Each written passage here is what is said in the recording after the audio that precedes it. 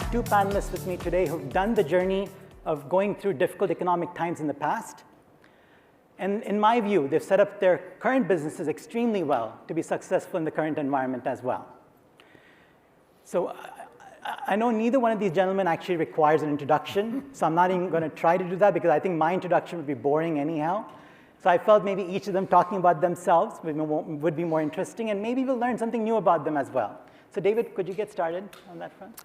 Well, thank you for having us. David Willis with European Wax Center.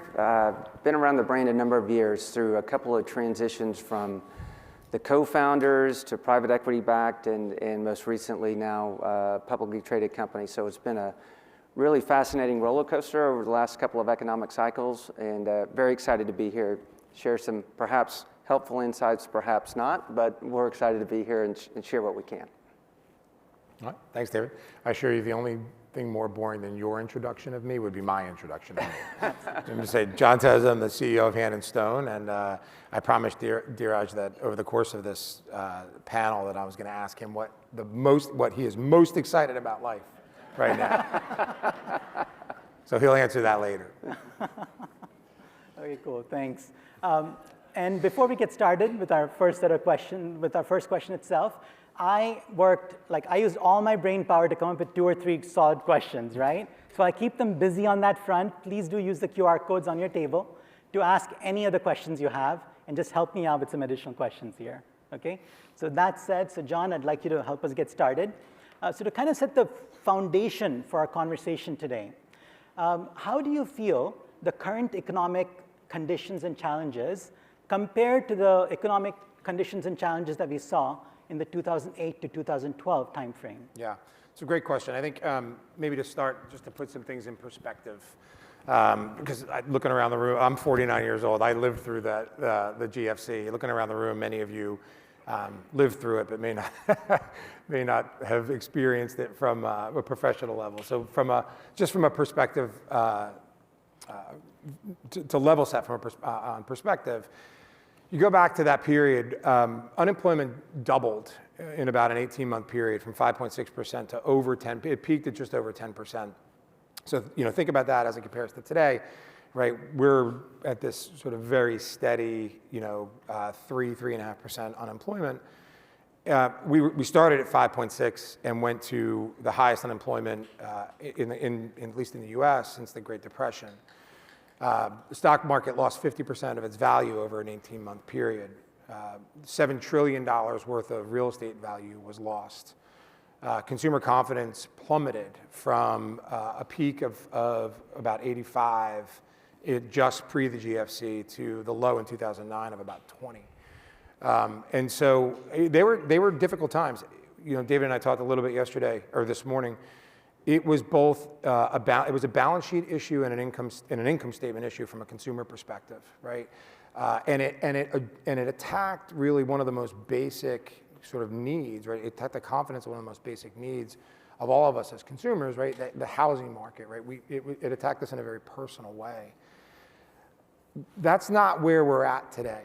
And while there's a lot of story left to be written about whether this is going to be a soft landing or whether we're actually get into a true extended recessionary period, we're nowhere near that today, right? Unemployment remains low, very low. We continue to generate 200,000 jobs a month, roughly, seasonally adjusted.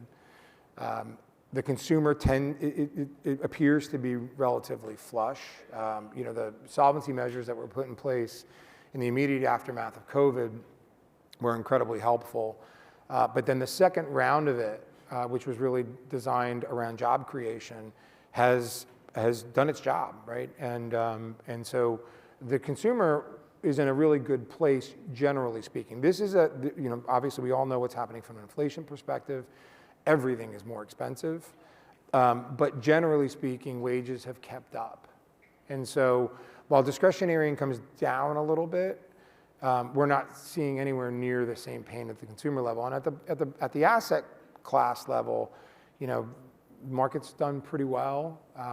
The real estate, there were some significant bubbles, but nowhere near. I mean, during the GFC, we saw 7 to 10% default rates on mortgages.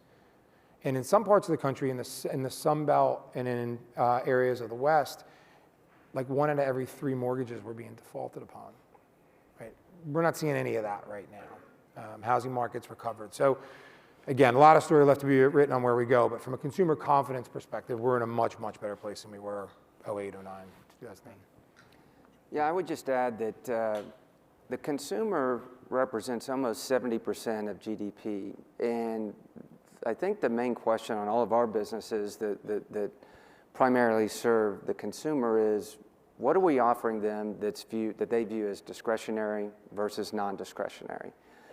When you follow kind of all the public companies that report, there's probably one outlier. Walmart seems to offer enough stuff that they're always having a good quarter. But truly, they're the exception. I say that half joking. But when you look at so many other companies, we're kind of waiting. We're in this uncomfortable territory where we're waiting to see what's going to happen. I think there's too much conversation around, is this going to be a soft landing? Is this going to be a recession? And what we're all trying to figure out is the consumer going to keep coming into your businesses and spending whatever discretionary dollars they have on your products and services? And I think for all of us, we're just going to have to hang on and keep doing our best to offer the value that consumers seek out. I think those brands that can do that through these challenging macroeconomic headwinds are candidly going to win. Yeah, I think that's particularly true of the Gen Z consumer as well, right? Gen Y and Gen Z consumer, Gen Z as they enter into the kind of the workforce and true standalone consumers on their own. The one area that I think is going to be interesting to watch is housing costs and whether the Gen Y consumer and the Gen Z consumer can actually get into home ownership in a reasonable way. There's actually kind of a perverse reverse impact to that in that if Gen Z doesn't get into home ownership at the same levels that Gen Y did, they will continue to spend on a discretionary basis on services because they're going to be able to. Yeah. Right? They're not going to have that kind of anchor over their head. So. Great. Okay, so with that foundation, David, I wanted to help with this next part. Now, when a business owner has certain challenges in front of them, in this case, let's say economic challenges and so on, there's a plethora of options that they could have in front of them saying, what can I change in my business to deal with this problem? Is there any methodology that you usually follow in evaluating all these options and then deciding what are the right options to choose from? The way we approach it is we really look, are we spending the right money? Are we diverting or allocating our resources to those areas that are going to move the needle for our consumers and our guests? When we kind of survey where we spend money and where we've allocated resources, there are times when you can see certain businesses kind of lose focus. And I think in this particular environment, none of us have an arsenal of extra resources to just sprinkle around to everything, chasing shiny discs or chasing new marketing strategies. So what we've really found out, what starts for us is really, do we have a clear understanding of what our guests value in our brand? And are we diverting the right resources? And what I mean by resources are budget dollars, people to support our franchisees in delivering an exceptional guest experience every time. I mean, at least in our brand, one of our commitments to our guests is you should expect an exceptional service no matter which one of our 1,000+ centers you visit. And if we give them just one bad first impression, it's tough to recover from that. So our lens really starts with, we don't have the money to sprinkle around everything. Have we identified those things that our guests value the most in our brand? And we think we have. And are we diverting focused attention on resource allocation to properly supporting that to make sure we can deliver an exceptional guest experience every time somebody enters our doors? Great. And John, did you want to add anything to that? Yeah, just from a framework perspective, right? We serve 4 constituencies, right? We serve our clients, our franchise owners, our team members, and our investors. That's our hierarchy, right? That's the progression. It's sometimes the interests of those constituencies don't always line up, right? Sometimes they're in direct misalignment. But that's kind of how we think about, right, where we need to make sure that we're delivering value. As you think about how to make the franchisee P&L stronger, right? How to drive improvement in the franchisee P&L, which everything kind of cascades up from there. On the revenue side, right, it's reach, frequency, and ticket or rate. And again, that's kind of the order in which you really should want to address growing revenue. Unfortunately, the reverse is true in terms of how easy it is, right? It's easier to drive ticket or rate than it is to drive frequency, and easier to drive frequency than it is to drive reach. But everything we do is designed around doing one of those three things. One of the challenges, we'll get into it a little bit later, but one of the challenges I think we're all facing, going back to what we talked about earlier in the economy, is how to best address price. And something we are very attuned to, we watch very closely, is are we getting to the point where we no longer can serve the middle market? Our mission as a brand, right, our whole purpose is to deliver spa services to the middle market in a professional, affordable, and convenient manner. We have to stay affordable. And when you look at the amount that we upgrade, and you throw on a tip, and you throw on tax onto our base membership, you can start to look out at the landscape and say, are we really truly affordable, right? And so, ticket rate is easiest to drive. It's the thing you gotta watch most closely. Great. And to build on what you're just saying, John, so is there any specific strategies that you've implemented to help grow your top line revenue during these times? Yeah, right. So our franchisees have certainly taken the opportunity to take a little bit of price, and which is, given where we are from a usage standpoint and from an engagement standpoint, was with our client base, it was the right decision. The math on it works. I think more importantly, we want to continue to deliver high value, really efficacious services with a high value, and so we've created and continued to build upon, at least on the skincare side of our business, a journey where somebody can participate at the base level. They can participate with one of our kind of base level upgrades, or within their journey it can go all the way to $100 or $120 very highly efficacious service upgrade, like Diamond Glow or like a cryofacial, or like our Lumen Fusion service. And so creating that pathway to be able to grow ticket, not through price, but through upgrades, is important. We're very excited about the work that we've done rolling out the CMA. So we were very cautious in rolling out the out-of-the-box CMA. We tested it in kind of silent mode for a long period of time to try to understand how the consumer was going to adopt to it, and whether the integrations were really effective, and whether we could understand how the guests would react to it. And once we saw the impact of it, we are now all in and doing everything we can. I think Eric Haberacker from our team was on a panel yesterday, and so was Jack Paczynski, and they both shared that we just crossed the 100,000 download mark, which is about 20% of our overall membership base. And we're pressing the team. The goal is to get to 250,000 by the end of the year. Higher average ticket, about an $8 higher average ticket on services booked through the app. But more importantly, it gives franchisees the opportunity to really think differently about how they're deploying their resources at their front desk, right? Because every appointment we can pull away from the front desk is an opportunity for that spa associate to convert, right? Whether it's a membership or a gift card, or if they may have the ability to be a little more efficient with that dollar spend. So that's a big one. That's great. Yeah. David? Yeah, we're in the process of maturing how we use data. So we are now kind of, I would say, maybe third inning of leveraging a recently created data warehouse. And what we do is we segment our guests into different cohorts.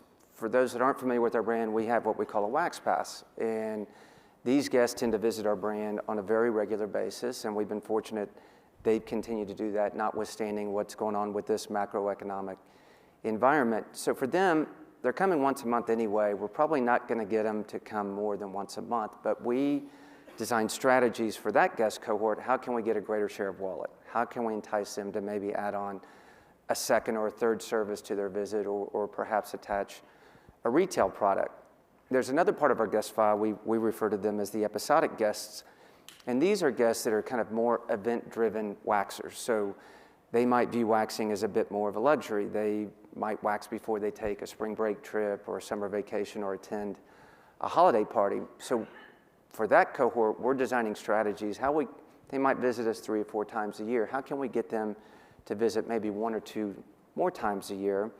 And then we have a very price-conscious guest that visited our brand maybe 3 or 4 times, and what's going on with the macro, she's decided that she's going to stay home and shave because she doesn't have that extra discretionary income. So the marketing strategies for that guest are really, what incentives can we offer her to drive her off the couch and back in center? So kind of a long-winded way of saying we're kind of early innings, but we've realized that the promotion that one size fits all offer everyone the same incentives, whether those are financial or loyalty or rewards, for our guests doesn't really work. You might run the risk of cannibalizing some of your guests that would have already given you a certain percentage of their wallet.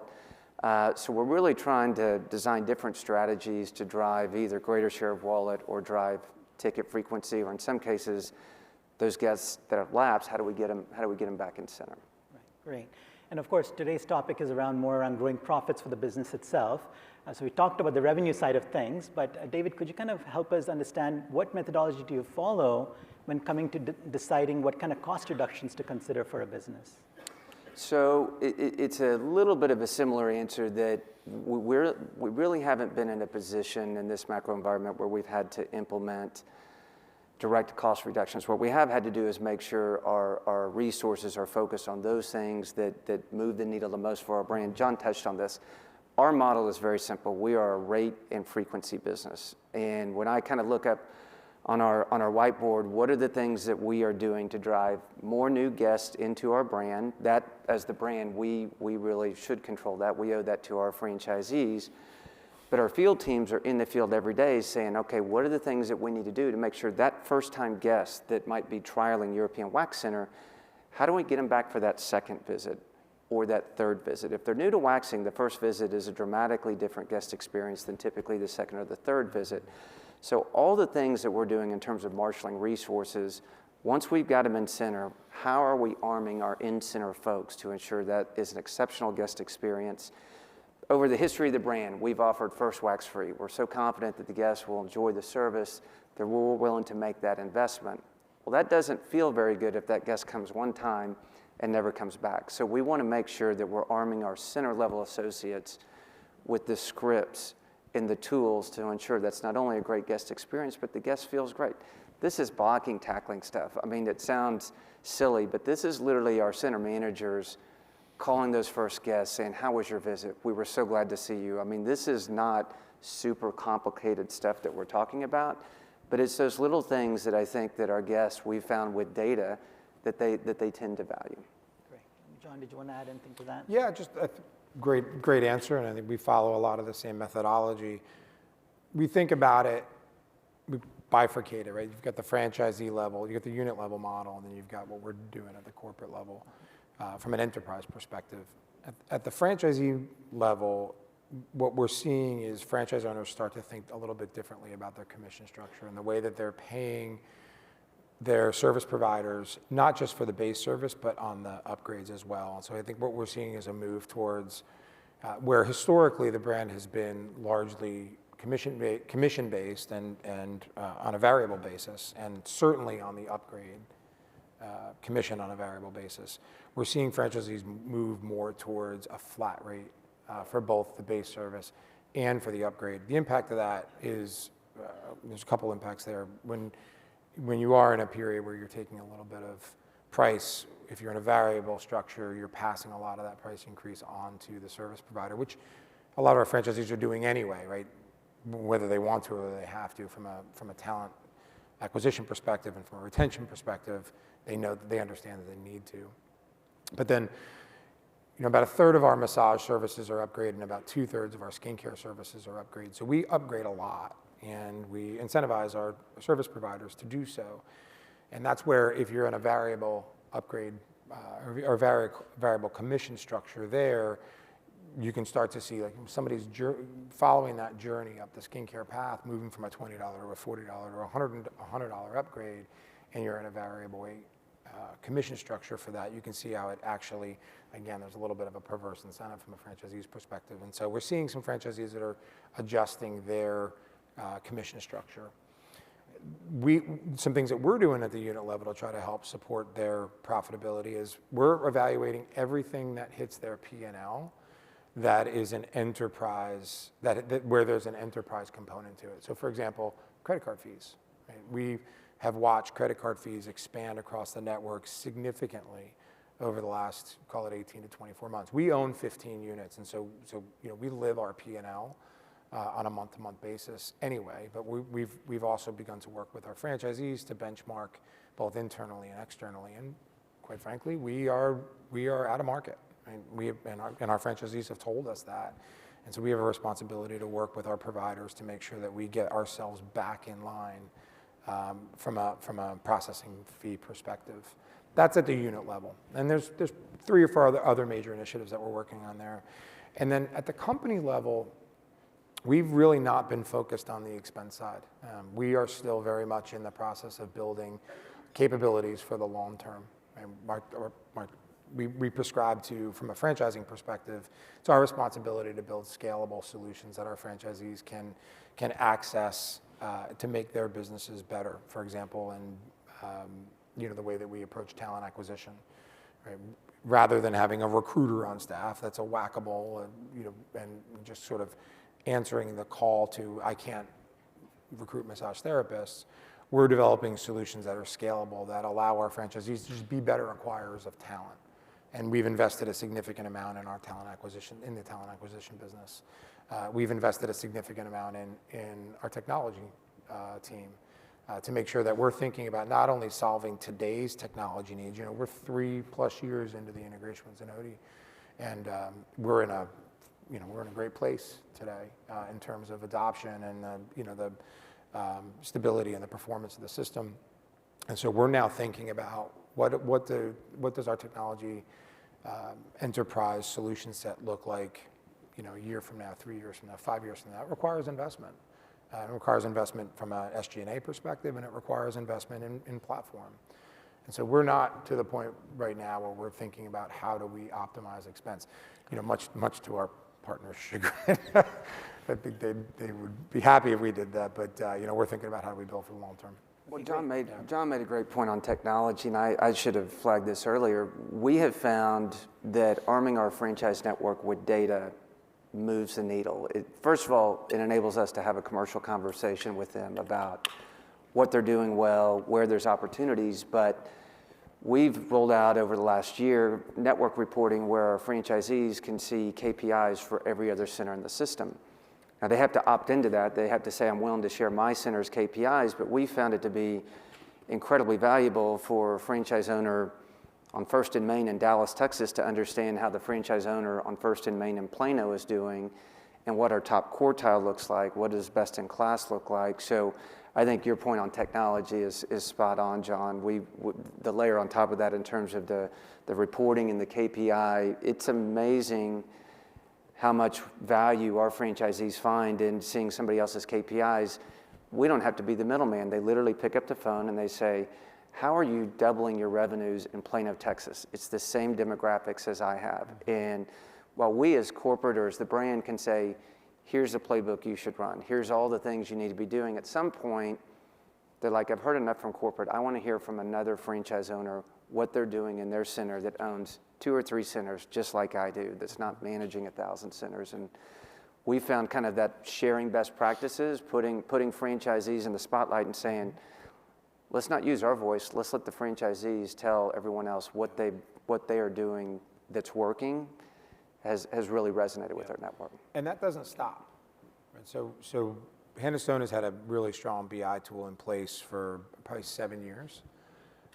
We have been partnered with Click for really well before we were partners with Zenoti. We had a really strong BI tool, and our franchisees, what's amazing about it is they can actually drill all the way down to the individual therapist or spa associate level and compare how individuals are performing within their spa or across their network or even across the entire system. So that's been in place for a while. But going back to your question about what are we doing to drive profitability and both revenue and profitability, we've built upon that system that's been in place for a long time, and we've now put an optimization utilization tool in place that actually allows our operators for the first time to be able to look at their book in a snapshot view today and looking forward and see where there's true utilization, excess capacity that can be utilized, whether it's for opening it up for prospects, or whether it's a lot of outbound work, trying to fill those spaces. What's going to be interesting is now that we've created that capability, is putting some automated schemes behind filling it. And so while we've had this great sort of data orientation, and our operators have had access to data for a long period of time, we're now looking for and executing on ways to give them the ability to action on that data in a much different way. Looking over at a table of our field team, and they're doing jumping jacks on your utilization. We rolled out that utilization, so you can have the right 9 or 10 waxers on your payroll, but if you don't have them staffed in the right days of the week or the right periods of the day, it's missed revenue opportunities. So glad to hear that we're not drinking our own Kool-Aid. Other great brands like you guys are doing the same thing. Yeah. Cool. So let's actually switch over to some audience questions as well. So we have Melody to help us with that. So Melody, what questions do you have there? There are several questions regarding wage. Wage increases, how do you manage that and pass that on in pricing, especially in a market like Seattle, where we have mandatory minimums that are increasing? So tell us a little bit about how you're managing that, especially in the market where you were talking about you're already out of price for the demographic you're trying to reach. So our franchisees, John touched on it, I think we're similar. So most of the compensation structures that our franchisees have in place have two primary components funded by the franchisee: a base rate that will typically be $1 or $2 more than minimum wage, and then different forms of incentive compensation. Those could be tied to services per ticket or retail attachment, or a more traditional service-based commission, as you were touching on. When I look at the labor cost of our average franchise center in 2019, it was about 40% of their top line revenue. When I look at their labor costs today, it's still about 40%. The way they've been able to solve that is they're just solving for the larger base rate and shrinking the pie on incentive compensation. Obviously, our wax specialists are still relying on tips from the guests, but in terms of what our franchise owners control, they just solved that where the base rate might have been 40 or 45% of total waxer compensation. It now might look like 50 to 55%. And that's how they've been able to handle in these markets where you see the most elevated wage increases. Yeah. Look, it's a great question, and I'll be honest, we struggle. Right? We're a 600-unit brand. Our franchisees struggle with it. We have not solved for it completely, right? But there's a lot of things that we're working on. Some of the stuff, David, you talked about is really critical. And again, making sure that we are structuring compensation not just kind of blindly, but being really intentional about, do you have a variable rate structure on the base and then a fixed rate structure on the upgrade? A lot of our franchisees are moving towards that. As a system, we've never paid sit time outside of the state of California. Some of our franchisees are starting to pay sit time, right? Again, a little bit of a perverse incentive there because you're paying them, and if their book's not filled, it's no skin off their nose, right? So it's the biggest challenge we have. Availability, I think we're starting to solve for a little bit. If you'd asked that question a year ago, I would have said that the biggest issue that we have, the biggest opportunity we have in the business is therapist availability. Today, it's not as much about availability. It's more about their allocation in the P&L, and how do you make sure that you're providing the right environment for them, right? Your team members have to be able to thrive within their relationship with your business or your franchisee's business. So it's not just a matter of, how do you optimize that spend? It's how do you find the right balance so that you're giving them the opportunity to practice their craft at a really high level, and still putting yourself in a position as an operator where it's a profitable business. Great. Retention's a big ongoing challenge for all of us, right? I mean, not just finding the right talent, but making sure they stay with your brand or your centers to deliver that best guest experience. We've seen our franchise owners in kind of pre-COVID days, they would have certain busy times of the year. They'd say, hey, can't take vacation on, these time blocks. Well, guess what? waxers would say, I'm going to go on vacation with my best friends or my parents, so I'm going to leave you, and out walks the door $150,000 worth of revenue if it was a super efficient wax specialist. So we found our franchise owners have really had to add some other benefits, not necessarily crazy expensive medical and dental, but just some other things that will drive the overall employee value proposition. Because if you have a great waxer in our brand and she's generating a ton of revenue, if you can't keep her, it's really expensive and disruptive to keep replacing. So a lot more focus on retention strategies too. Yeah, and I'll add to that, right? It's easy to lose sight on the impact of the unit leader, the spa leader in our case. It's easy to lose sight on the impact of culture. We are doing exit interviews now with we offer an opportunity for every therapist that exits the business on a monthly basis to provide us some feedback on why. And 65% of those that attrit at the therapist level are still leaving because of directly attributable to the manager, right? Or to the culture in the spa. Not because of any pressure on commission or compensation, or not because they have a better opportunity elsewhere.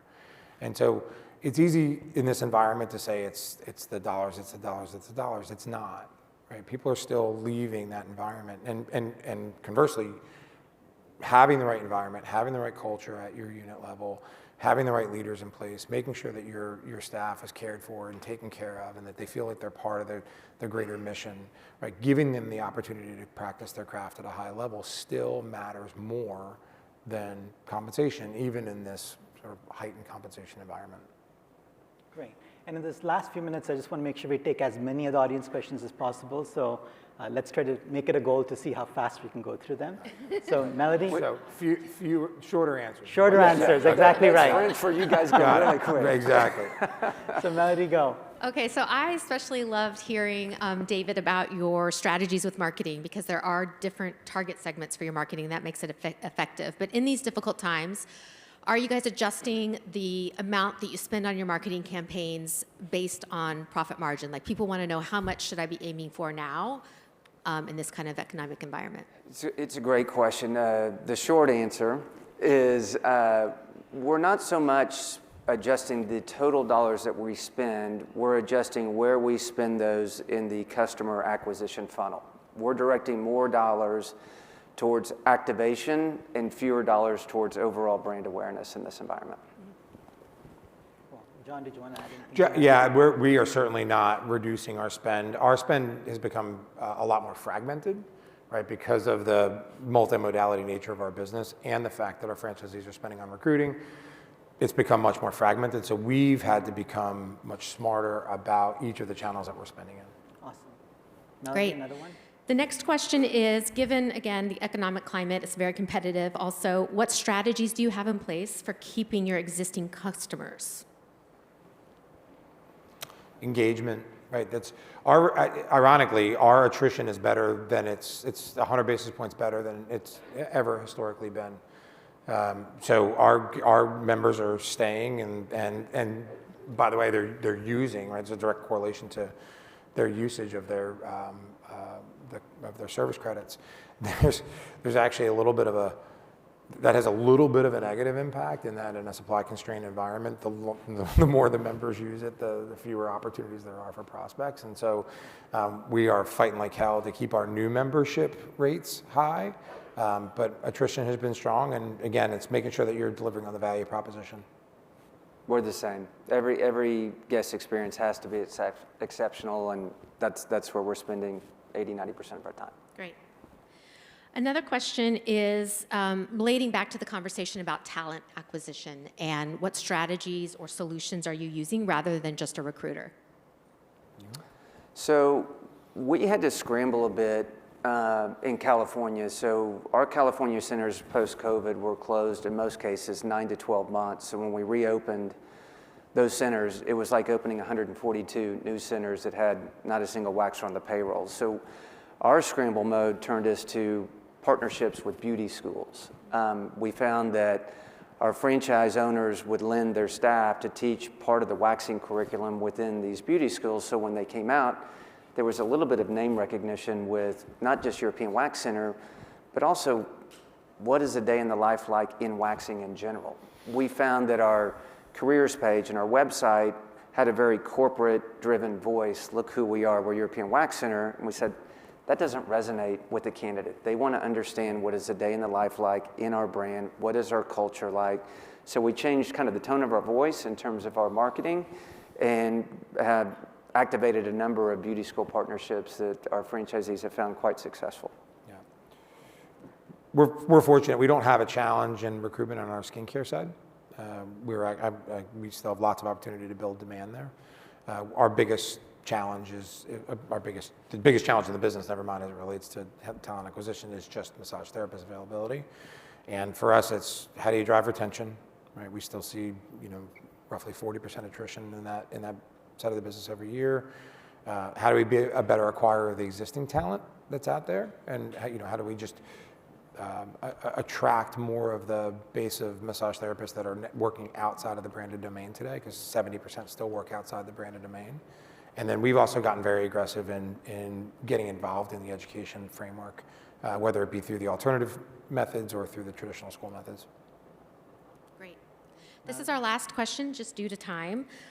In terms of, again, challenging economic times, people have heard you talk about the customer mobile app and some other strategies.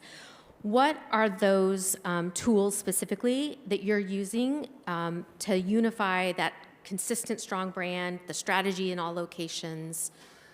What tools do you find most effective that you're using with Zenoti was specific? So we primarily, our tech stack today primarily consists of the Zenoti tech stack. As I said earlier, we've launched and are really pressing forward on the CMA. We are leveraging advanced marketing through the vast majority of our system. We are very active users of the EMS, though we are a little bit behind because we didn't drive SMS adoption when we first started working with Zenoti. We are now running to catch up on SMS. So our tech stack is almost exclusively today through Zenoti. We're largely the same in terms of the mobile app, which has a ton of usage. It's embedded, it's native, works with the POS. We turned on SMS this year. We found that to be quite effective, and we're also experimenting with some in-center technology as well in terms of guest ability to self-check-in, self-check-out. Kind of too early to tell which of those technology applications are going to drive the most utilization, but very pleased with not just a sales pitch, but very pleased with the tech that we have, but we always have opportunities to optimize. Our secret weapon, and this goes to a really strong utilization, a really strong integration that we have. Our secret weapon is SMG. Cindy Meiskin spoke yesterday up here on this stage, and our ability to drive OSAT and consumer insights all the way down again to the individual practitioner level, and then be able to roll them up on an enterprise level is critical. And so, in partnership with Zenoti, we've been able to continue that. Great, and that brings us to the end of today's conversation. John, David, thank you for joining us and putting aside some time to do this panel discussion. And thank you, everyone.